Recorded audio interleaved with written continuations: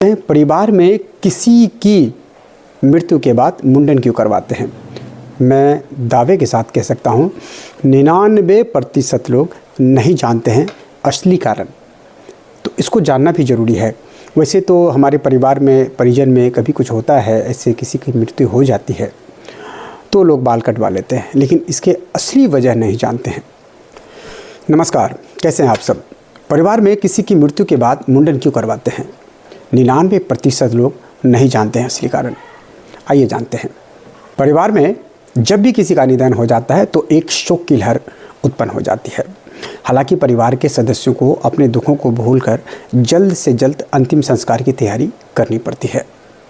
अंतिम संस्कार के दौरान मुखाग्नि देने वाला शख्स अपना मुंडन करवाता है। फिर कुछ दिनों बाद परिवार के अन्य सदस्य भी मुंडन करवाकर अपने बाल त्यागते हैं। मुंडन कटवाने की प्रक्रिया सदियों से चली आ रही है। आपने कई लोगों को मुंडन कराते देखा होगा या खुद भी मुंडन करवाया होगा, लेकिन क्या आपने कभी सोचा कि आखिर किसी के मरने के बाद मुंडन क्यों होता है? इसके पीछे 3 प्रमुख कारण है, जिसके बारे में हम विस्तार से बताते हैं आपको। पहला कारण है, जब किसी परिजन की मृत्यु हो जाती है तो उसके प्रति प्रेम और सम्मान का भाव प्रदर्शित करने के लिए हम सिर का मुंडन करवाते हैं।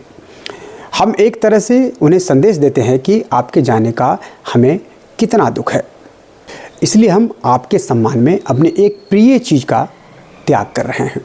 माना जाता है कि इससे मृतक की आत्मा को शांति मिलती है। दूसरा कारण है, परिजन की मृत्यु के बाद उनके चाहने वाले उनके पास काफ़ी समय तक रहते हैं। इस दौरान मृतक के पास कई कीटाणु और जीवाणु भी उत्पन्न हो जाते हैं।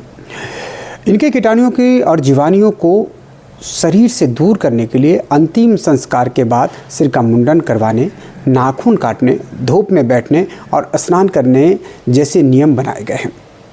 एक तरह से यह नियम आपकी सेहत के लिए बिल्कुल ही लाभकारी होता है।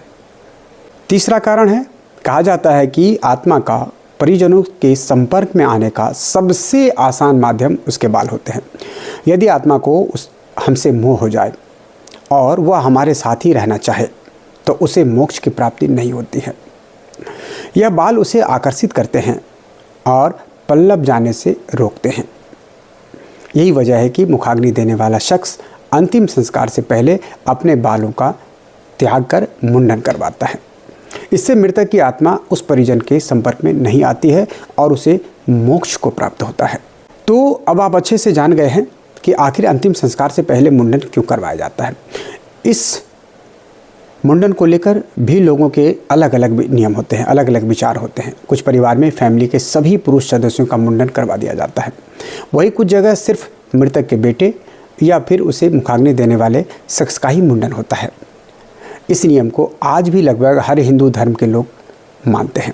धार्मिक और वैज्ञानिक दोनों लिहाज से यह मुंडन प्रक्रिया अच्छी मानी जाती है।